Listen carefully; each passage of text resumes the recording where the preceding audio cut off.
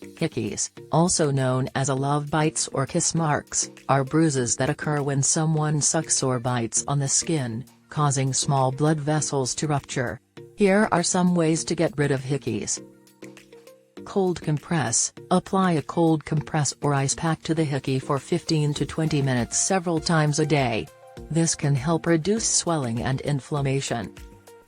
Heat. After 48 hours, apply a warm compress or take a warm shower to increase blood flow to the area and help break up the blood clot.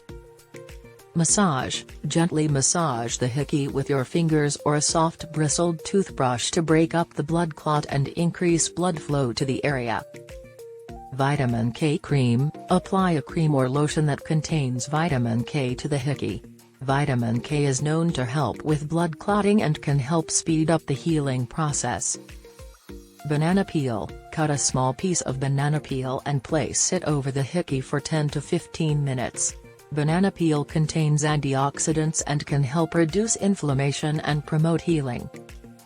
Keep in mind that hickeys usually go away on their own within 1 to 2 weeks, so if you can't get rid of them right away, it's best to cover them with clothing or makeup until they heal.